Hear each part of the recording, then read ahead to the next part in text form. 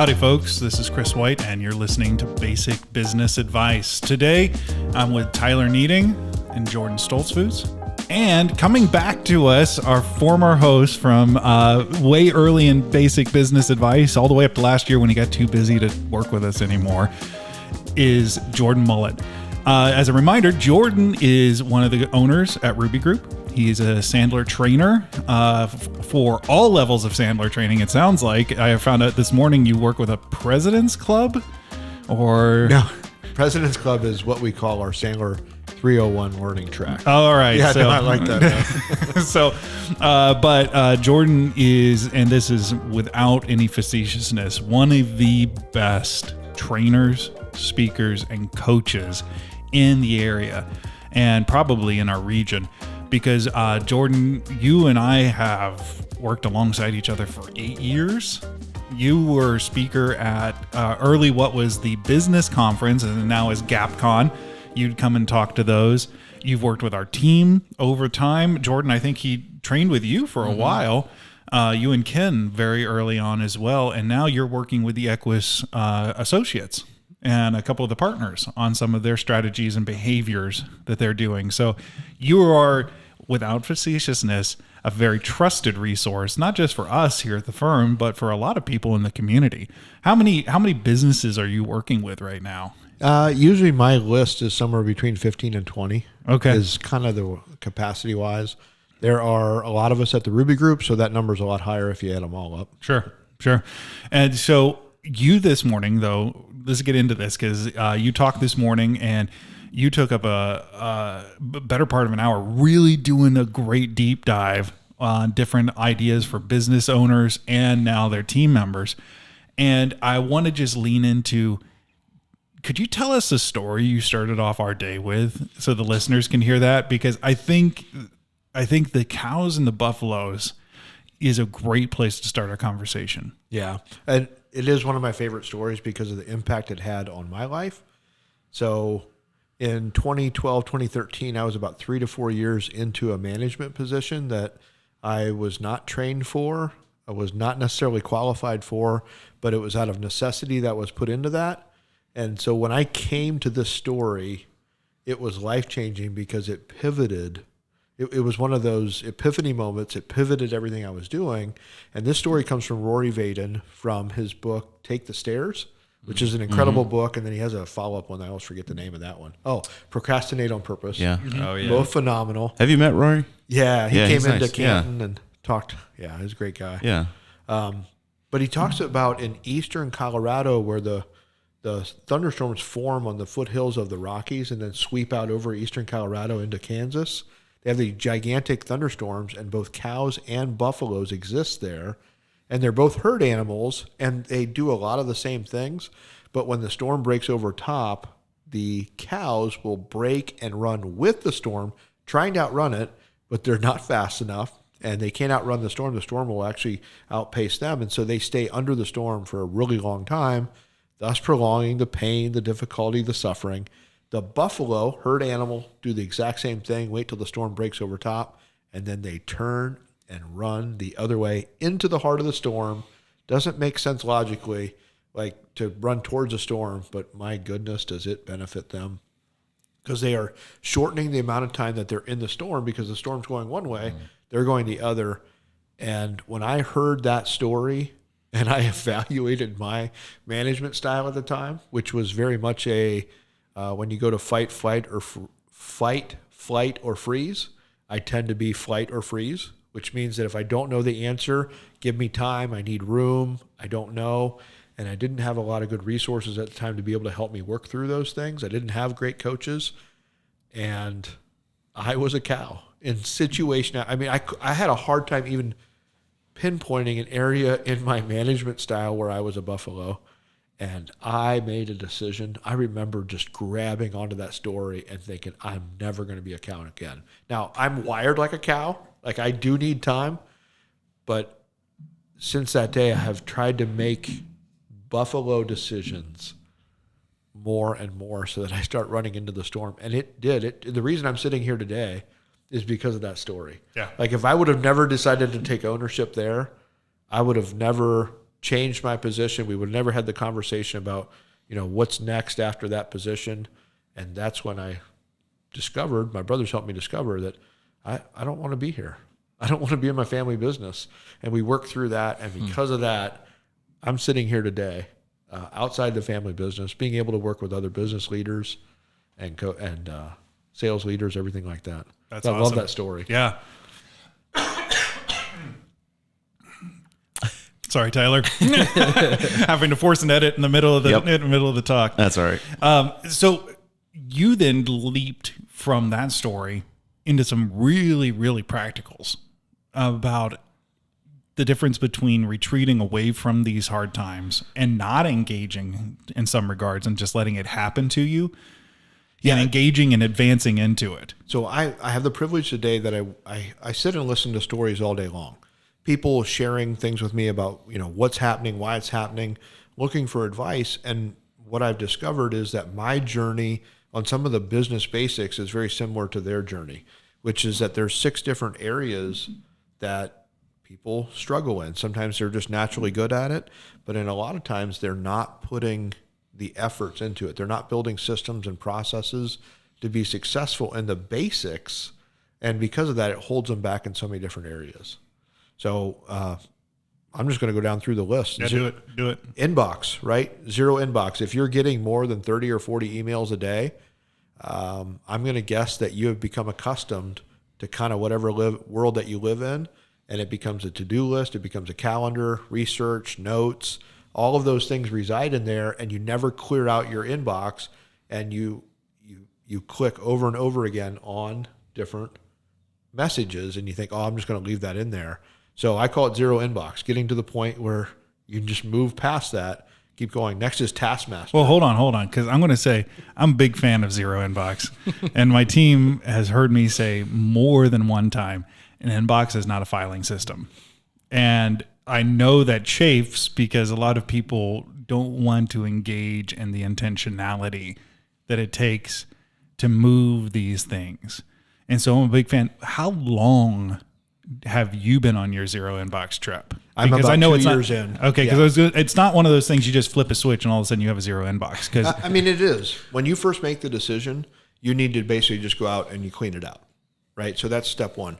Then step 2 is being able to maintain the system. So I'm a big 5S advocate. That comes from Lean Six Sigma. Mm-hmm. And 5S is the first thing that you do is you sort and you just take everything out and get it back. And then you clean and then you set an order. So anytime that you put a system in place, you have to start somewhere. So you clean everything out, you get it to 0 inbox, and then you put a system in place and start figuring out, okay, how am I going to deal with all these emails coming in? So should we pull out our phones right now and all of us can... I would prefer if we did not do that. Actually, I got to add in too, Chris says he's a fan, and there was a point he had our IT director coming around. I think it's going to be a yearly thing now. And she basically sits behind you and say, you got to delete all your emails, clean out that inbox. So forced 0 inbox. And it was kind of freeing in a weird way, but you get this like, oh my goodness, what happens if like I need this or that? And you have like a little anxiety, but he believes in it to the point where he's implemented it firm wide. I know that there are people who have their phones, and I know it's the Apple iPhone has the little red circles, and I don't know what's on the Androids. I don't know if they're red or green circles.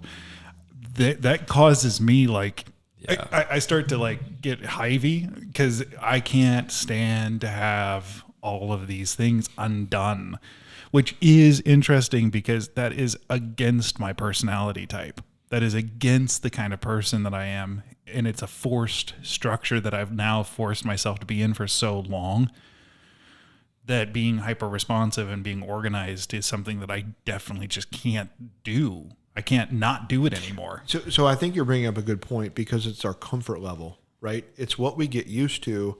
And it's like you can boil a frog in hot water if you just slowly turn up the temperature on them. Mm-hmm. They'll never jump out.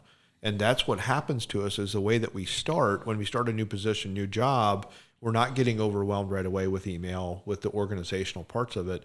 But as it progresses, first year, second year, third year, those things continue to increase, and we don't notice that our system no longer helps us in that. And we don't have red flags going off going, the problem here is the system, and I'm just comfortable. So every one of us has a comfort level with email. We have a comfort level of where we want our inbox to be. And mine would be somewhere between 50 to 70, in things in my inbox that were actionable, needed me to, something I needed research or to do or calendar or whatever it is. And then if it got up over 100, I'd start to feel uncomfortable, and I'd be like, okay, I got to get through my inbox. And I'd tell my wife, I'd say, okay, tonight I'm going to go back after work, or I'm going to stay late. I'm going to put in 2-3 hours because I've got a crazy week, and I'm going to do the work, and I'm going to get my inbox back down to normal. Yeah. And my comfort level was huge. Well, and I know we've got 5 other things that we want to talk about, but this is something that does. There are positions that I think that it makes so much more sense than others, especially if you're in a position where people are waiting on you to do what's next. A lack of good organization, especially if you're a decision maker, I almost make it a moral issue. Now, I wouldn't say that for somebody else, but for myself, in the sense that if I am so disorganized that I'm not effectively communicating decisions to people so they can progress to what's next, it's almost a moral issue to me. It's almost, whether it's good or bad, that I'm being an effective leader, that I'm contributing well to that. And I think, there are strong arguments that leaders who are decision makers should strive for the zero inbox policy, because there are people waiting on you to do what's next. This is buffalo or cow, right?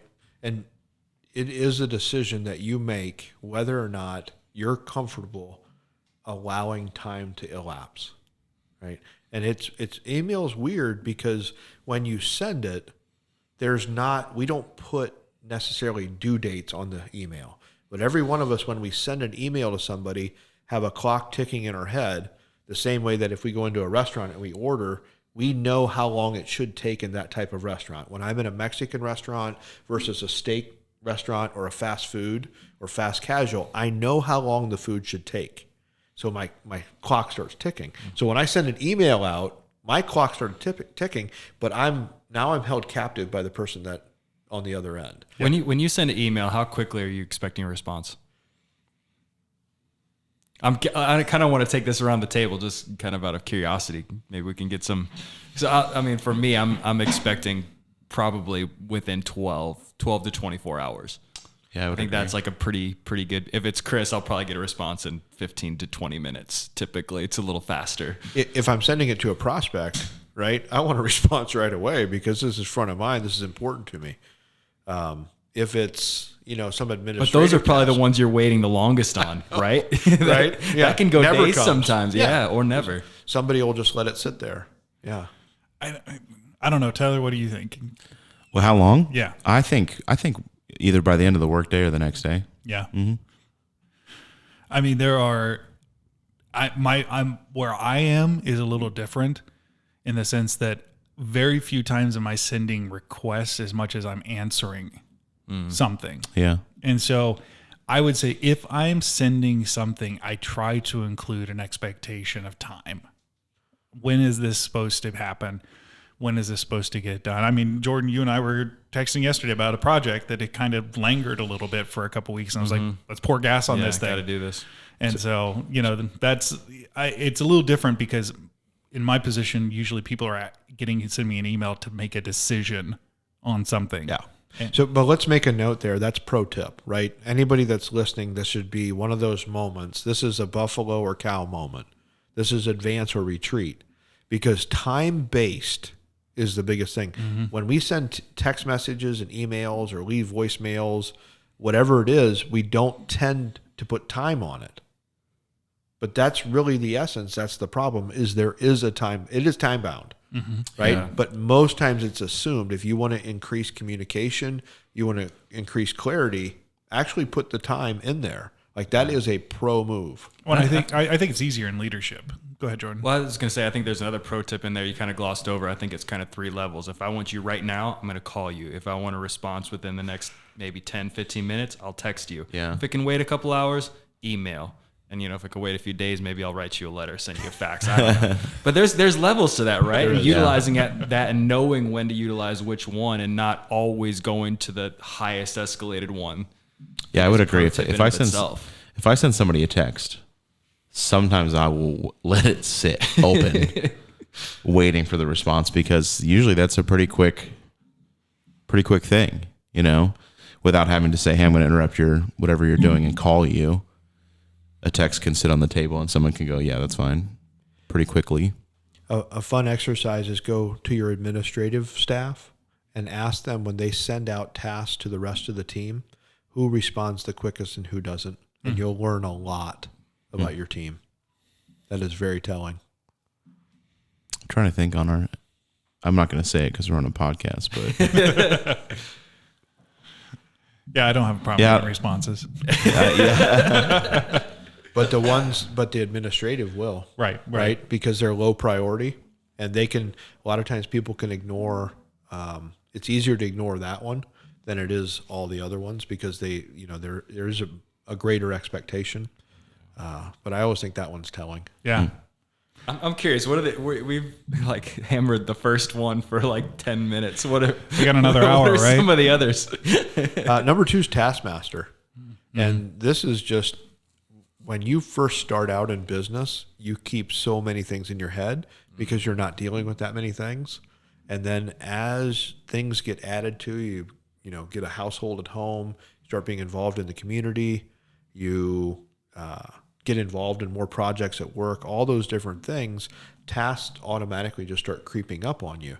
And then there's short-term tasks, there's medium-term, there's long-term, and then you hear the phrase over and over again inside of companies, oh, I forgot, or can you remind me? Mm-hmm. And what's happening is people are not managing their tasks. They don't have a task system, right? Either they're typically going to be good on one end or the other. They're good at remembering the long-term ones or the monthly, the things that they need to get done on a regular basis, and then they're not good at managing the small ones that need to happen. Or they're really good at hitting their daily things and they miss the long-term ones.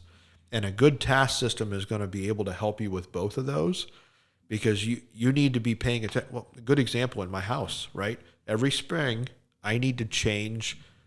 We have a water, puts water in the air? Oh, humidifier. We have a humidifier, and I have to switch the little fan from winter to summer, right? And then I also have to stay on top of changing the filters, right? And sometimes that's just something, if it's something like part of my routine, I'll be like, oh, I need to change that.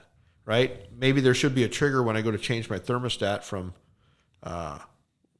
heat in the winter to air conditioning I got to go check but I don't have a trigger that tells me that. Mm-hmm. Right? So I forget, and then I'll be down in the basement later. I'm like, oh, well, my task system is now set that every 6 months it reminds me there's a recurring task on there to make sure and change those things, to change the filter.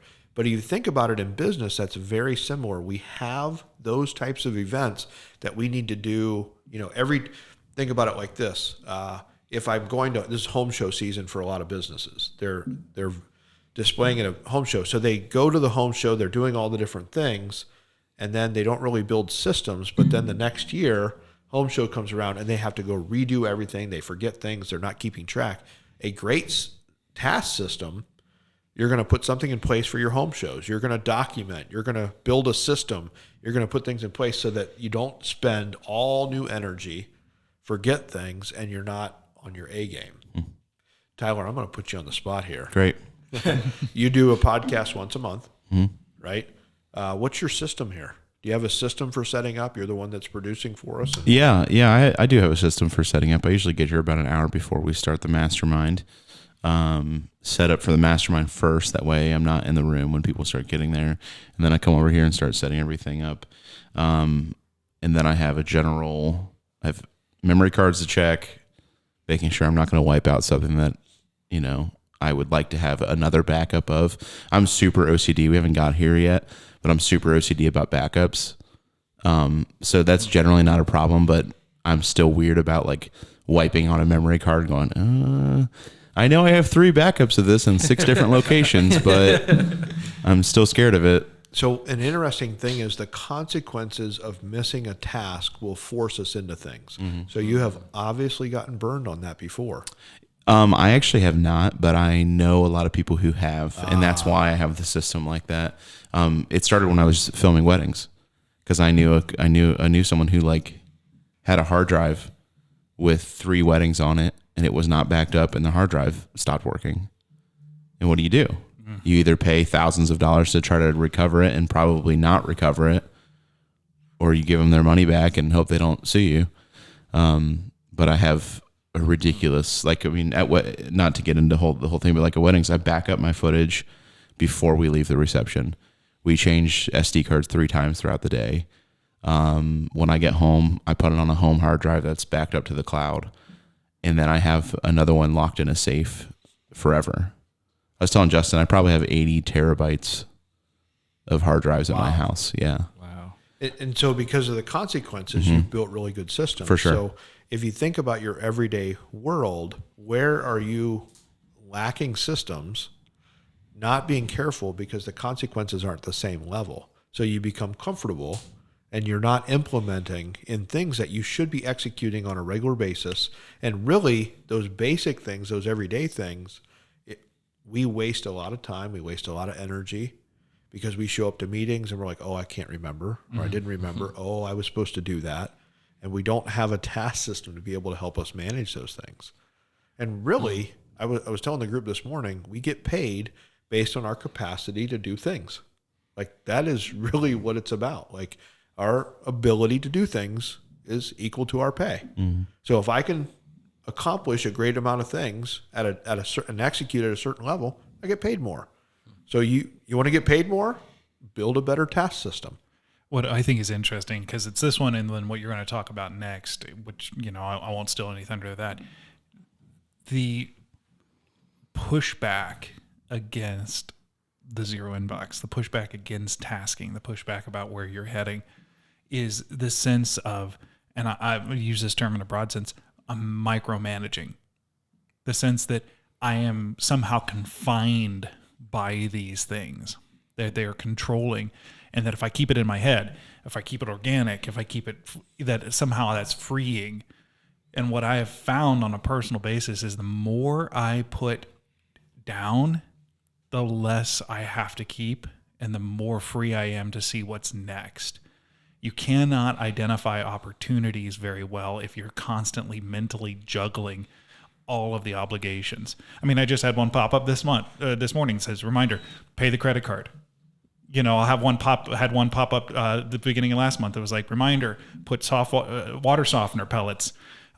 I don't have to remember to do that because I put it in a reminder that happens bi-monthly or every 3 months or whenever I need it to happen.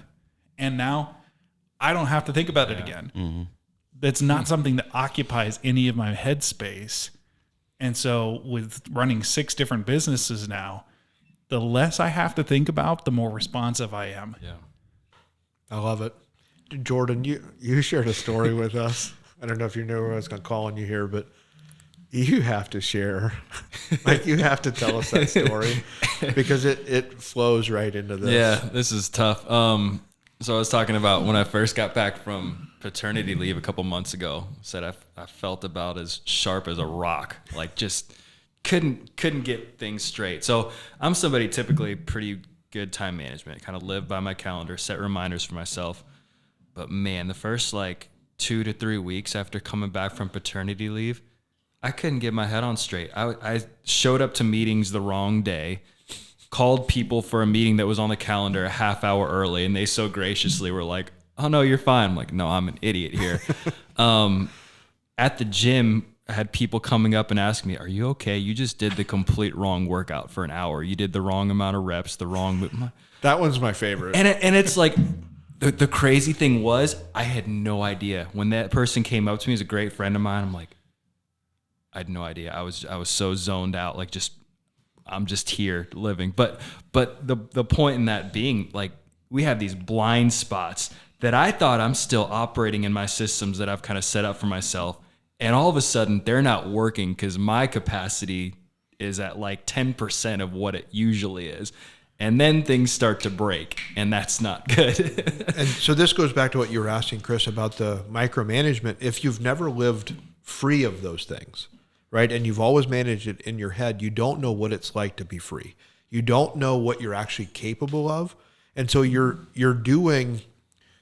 responding like Jordan was in that situation, but because you've never responded differently, you don't know it's goofy, right? And you think that you're doing everything that you can, and you think that's what you're capable of, but because you have not built systems, because you're not operating at that level, you have limited yourself because your capacity in your brain is limited by how much you can contain. So when you systemize things, you look at the geniuses, you look at the Mark Zuckerberg, he wears the same outfit every day. He does that on purpose because he does not want to use decision-making power on what he's going to wear. And so I find myself many times in my closet thinking, why do I have to pick out clothes every morning? But we should be having that feeling about so many different areas of our work, like where we get to a point and we're going, something's not lining up here. Like I'm not satisfied with this. I'm working too hard. I need capacity. Something has to change. And what's crazy is it's right there in your routines. It's right there in front of you in how you manage your inbox, how you deal with your to-do list, how you manage your calendar. Like it's Good segue. basic. Good segue. Number 3. Hey, we got 3. So managing the calendar. And this was, for me, I pushed into using a calendar fairly early. I was doing a lot of extracurricular things in my low 20s, and so I would miss things. I'm not good at keeping dates in my head. So I started keeping a calendar. But the transition for me has been hard that if my calendar is full, I feel constrained, like my calendar is micromanaging me. And there was a switch that had to happen until I started recognizing, hey, who sets your calendar? I do. I'm the one that puts whatever I put into my week and the decisions I make. And I didn't have good rules in my head about what's too much in a day. Like, cause I'm that guy that I will put 8 things in there. If it dictates 8 things, I'm putting 8 things in. If I've got 8 in there and somebody needs my time and I'm looking at my week and it doesn't make sense, I'll add the 9th one in. Like I crucify myself on my calendar, but being a master of your calendar, being able to figure out those things. So I've spent a lot of time even just looking at what my perfect week looks like. Like, what does a perfect day look like? What does a perfect week look like? I use a spreadsheet and map that out, think that through. Wait, George. I just bumped the mic. I'm sorry. Oh, okay. I thought you were responding. What you're saying is good. I just punched the mic. Yeah, don't do that, Yeah. Jordan. Tyler glared at me. Yeah, I did. But managing the calendar is such a big deal. So it's either you got 2 ends of this. One is your calendar is so full you're not able to get to things that are important. You're only dealing with urgent because people are putting things on your calendar. Or you're the other way and you're fighting to put things on, or you're fighting not to put things on. And there's things that should be on your calendar on a regular basis that are not. And because of that, you miss a lot of things. So you got both ends of that. I don't want to take too much time on this because I want to hear the rest of these things, but it's one of those things that I've tried to tell new young attorneys when they've come in. If you don't run your calendar, it will run you. The legal profession and in so many businesses, it's the exact same thing. It doesn't have a bottom to this bucket. It will keep taking everything you're willing to put into it and never say, I'm full. And so, can you repeat that? I think that's so. I want to hear it again. I think it's every business person. It's a bucket that doesn't have a bottom, and it will never say I'm full, and it will constantly take. And I think calendaring is a powerful way of saying, this is when I'm done for today. This is when I'm done for this week. This is when I can stop, because if we look at the business and go, hey, tell me when I'm done, it'll never say it. It will always have a next problem. It will have a next anxiety. It will have something that you can tweak, turn, try for. Unless you tell it when you're going to be done, it's never going to stop taking. Excuse me, I had to think of that, Chris. Both of our kids were in the musical Chitty Chitty Bang Bang. It meant a lot for me to see you pulling in and out of the dropping off your daughter and picking her up. Like, because you think about it, you just said 6 businesses. The demand there can be incredible. And yet something as simple as that, which is a huge deal, is so important. But if you're not putting that in your calendar, right? If you're not blocking time out or have a stopping time or whatever it is, you don't have that, because you have a restaurant that can suck every evening that you have. I don't know what that's like. It's a big deal. Yeah. Well, let's move on, because you've got more we want to hear about. I don't want to deep dive too much, because I do want to get everybody to hear this stuff. Note taker. Yeah. Right? So fourth one is note taker, and being a good note taker and knowing how to use notes, when to have notes. I tell my kids this all the time. Like, so many of these things that I'm working with business leaders and business owners and salespeople on are things that I'm trying to teach my 12 and my 7-year-old. And I tell them, like, I'm getting paid big bucks to help people with this. Like, if you guys learn this at home, you guys are set. Like, this is important. So note taker, being able to record what happened in a meeting, what happened in an interaction, and then be able to use that to go back into that the next time that you're there. So I'm in meetings all the time where it's a monthly meeting or a bi-weekly meeting, and the person's showing up and they're either not showing up with notes or they haven't prepped for the meeting. And then they're saying things like, oh, I don't remember, or I didn't think about that, or I didn't do this.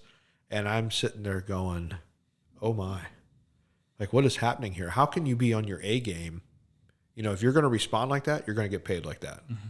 And it's just not acceptable. So being able to pay attention to, what do I need to keep track of? What am I going to remember here?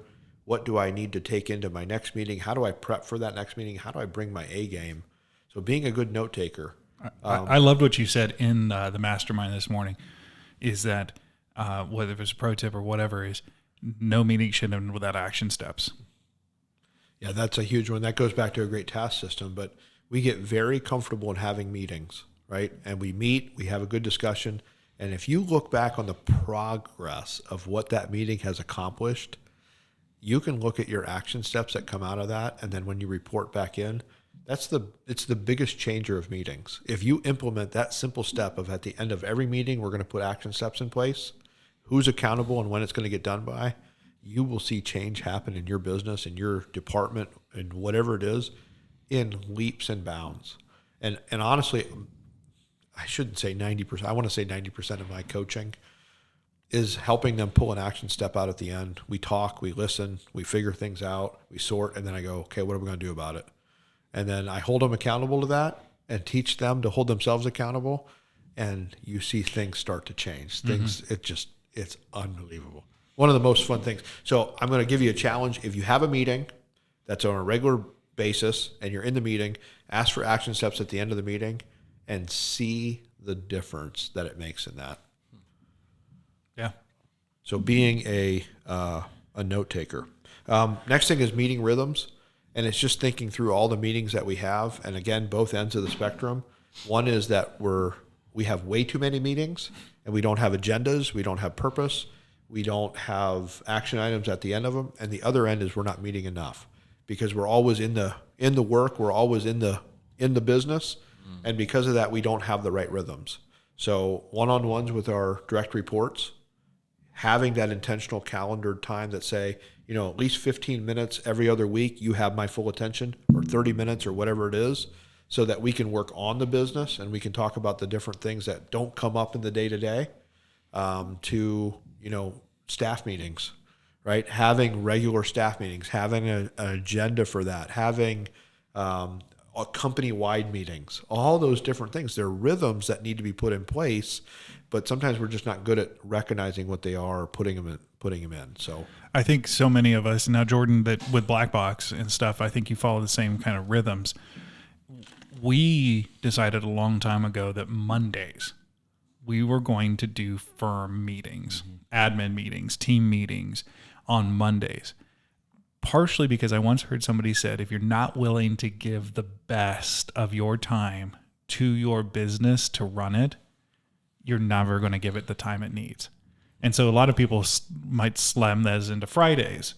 When everybody's already exhausted, everybody's ready for the weekend, you're not giving the best into that time when Monday, when you're fresh and ready to tackle the week, able to set priorities and discuss about what's going on and address issues from a fresh mindset, is giving it the best. And I'm not saying that prescriptively, that's more descriptively, but that rhythm is important because in those times we're asking the team to come with their best for a condensed amount of time to make stuff happen. So the picture I had, I think you're right on with giving it priority. And I'm just picturing how many meetings have you been in where all the participants came prepared? Can you imagine the difference in that meeting versus when you show up and you rolled into the meeting, right? And you don't have the energy for it. You've got 80 other things going on in mind. Now you might even be on Zoom, and so you can phone it in a little bit. Mm-hmm. And then your phone's going off. You're doing all these other things. You're not taking notes. You're not paying attention. You get to the end of the meeting, and maybe you jump in and say, "Thanks, everybody," even though you didn't participate at all, right? And just to let them know you're this. This is a novel thing to me. Compare that to everybody coming and giving their best half hour, right? And they're prepared for it. They've mentally shut everything else out, and they come and they're like, "I'm going to give my best." I hate to admit it. Going through this and actually training this has put me on record, right? Yeah. Because now I'm aware of how I'm going into meetings. I'm thinking about the energy. Because when I'm leading the meeting, I'm there, right? I'm prepared. I'm ready. I've gone through everything. But when I don't lead the meeting, right, the responsibility is not the same. Mm-hmm. And so because of that, I'm not always on my A game. And I've really been holding myself accountable to how I roll into meetings. Yeah. Right? What's my energy? What's my response? How well am I taking notes? Am I grabbing my to-do lists? Am I on top of my game? Because I don't want to phone it in. I'm tired of phoning it in. Well, and for those of us that don't love meetings, how much shorter can they be if you know what you're getting, if you know what you want to get done? It may have an hour block on the calendar, but you're done in 20 minutes. Everybody gets to move on. Yeah. Here, pro tip. If you've got a staff meeting, something like that, take your most detail-oriented person, task them with taking notes for everybody, and then also give somebody the responsibility of keeping to the agenda. Give it to somebody, like whoever's your I want to use German words here. I have a word, but I don't think World it's War appropriate. II. I don't want to use that as a... I want to hear the word now, though. I'm curious. Maybe we can help. Don't use the word on the podcast, Jordan. It's okay. Your stickler? It's Teutonic. Teutonic would be the formal German word that would not be the one that's most inflammatory. Okay. Whoever's Teutonic, whoever is going to be the person that's going to notice as soon as you go off topic, give that person responsibility in your meeting for staying on agenda. Make sure that every meeting has an agenda and then stick to it, right? And if you go off of it, actually choose to go off of it on purpose. I was so bad at this back when I was a manager that when I started recognizing how bad I was at meetings, I started putting the word banana in, and I would put it in the agenda every time, and I'd say, if at any point I go off topic, all that anybody has to do is say the word banana, and I'll know right away I'm off topic, because I was always the one that took us there, and then we'll go back. And then it's funny because people started introducing it into the conversation. They would say, "Hey, I know this might be a banana." And now we knew that it was a tangent and we wouldn't spend a long time on it. And because we have to, and if you set, like, I could go into a whole other thing about setting rules for meetings. Like, what are your rules? Do you have rules for your meetings? Is there unspoken rules? Can anybody take us in any direction for any amount of time? Are we allowed to challenge anything? Do we want things challenged? Like, what's going to happen in your meetings? I mean, think about, like, I know I'm getting on my banana. This is a banana. Yeah. Let's go. Yeah. Nice setup, by the way. How much time, if you look at how much time you're spending in meetings.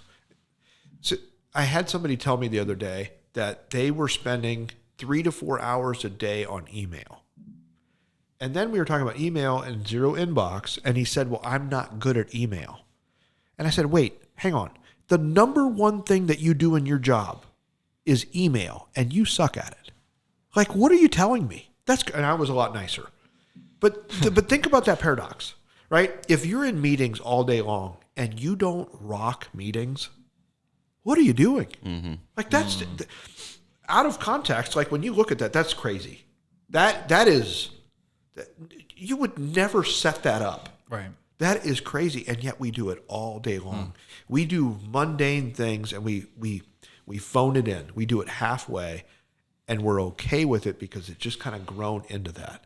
These are areas in our businesses, in our lives, that we have to start, the warning bells have to be going off saying, look, pay attention. You should be the expert in this area, right? This is something you should master. So what I was thinking is, if you have more than 50% of your day is in meetings with another person, you should be a meeting expert, right? There's no halfways.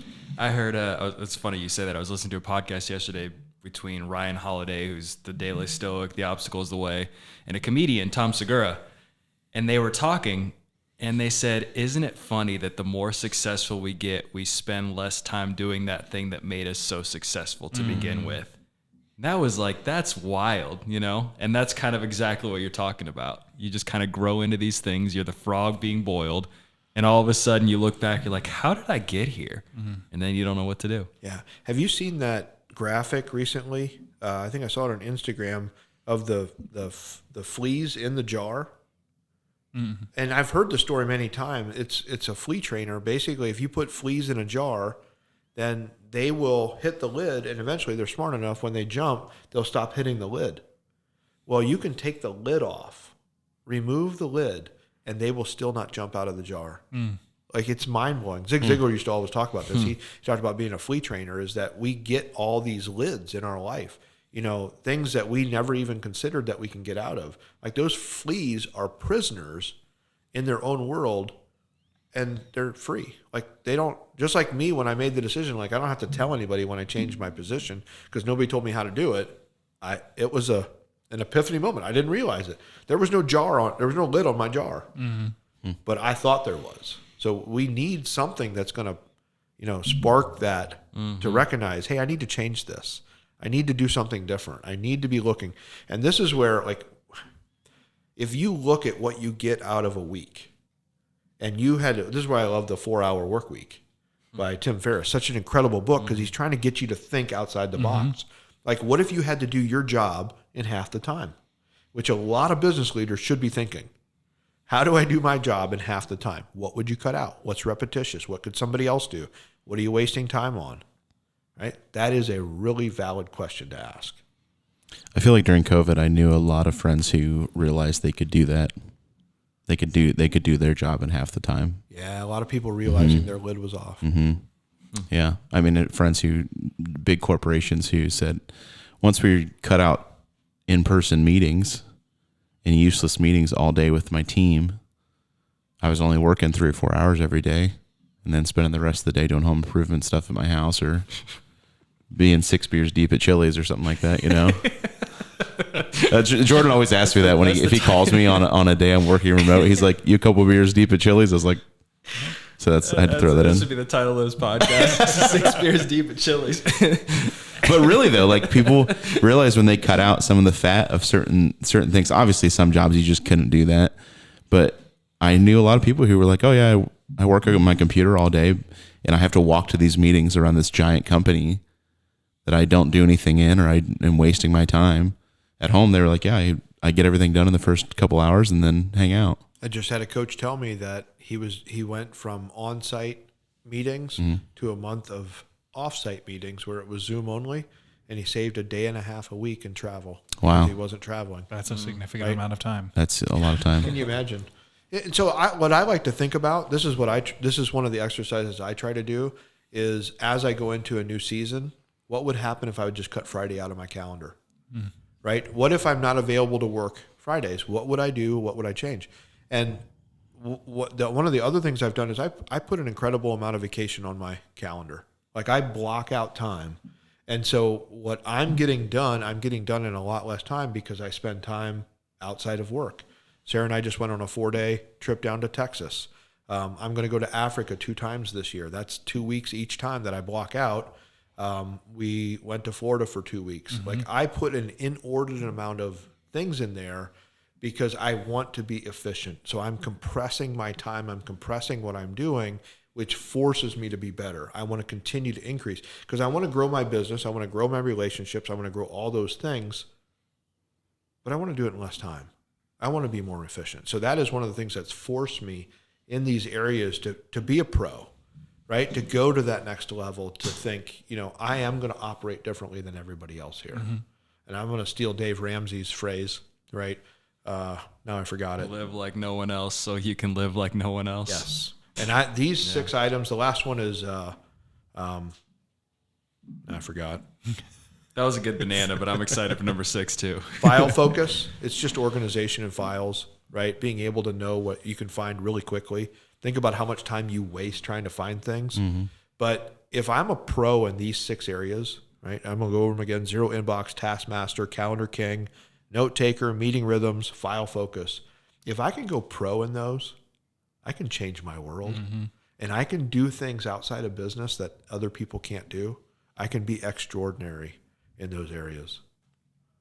I have a love of the file organization myself, because on my desktop, I've got my downloads folder.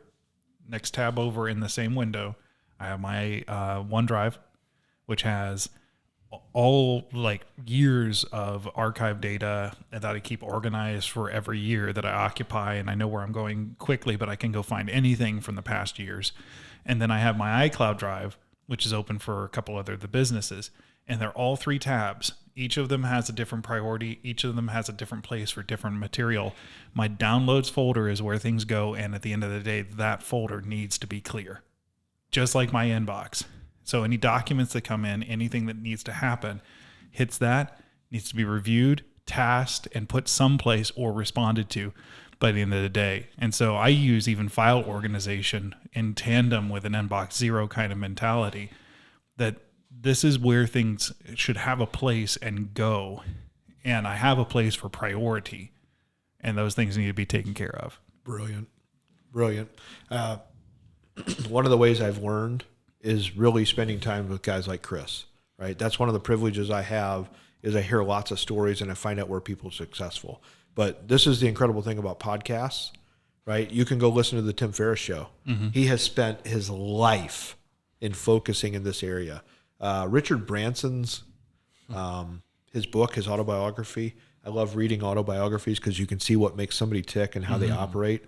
That's a great book. I'm trying to think who else. I read an article one time about the gentleman, I think it's Vidal Sassoon, or one of those big names that created a lot of those brands.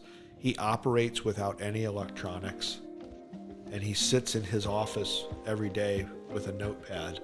And Branson's a little bit similar, but some of the geniuses behind these guys, because they have mastered systems, because they have mastered those things, and which allows them to operate differently than anybody else. It's so much fun. I'm geeking out now. Yeah, no, and I think we could probably spend any episode on any one of these these things, and we should talk about that sometime. Maybe coming back and revisiting some of these things with you and going on some deep dives, because that could be really beneficial. It would be fun to just invite people on it. Every time that you come on, you say, "Hey, how's your inbox?" Yeah, show us your phone. Yeah, show us your phone. Show us your calendar. Right? You want Those to are not going to be repeat guests. No. One-offs. Coming back. One-offs. But Jordan, thank you so much for both this morning at the Mastermind, which for our listeners, and if you're watching us on YouTube, Tyler usually posts these podcasts around the same time that he posts the Mastermind classes as well. So if you want to hear a little bit more about these same things, keep an eye out for that on YouTube. And Jordan, thank you so much. So on behalf of Jordan Stoltzfus and Tyler Needing, this is Chris White, and you've been listening to Basic Business Advice. Have a great day. Thanks, Jordan.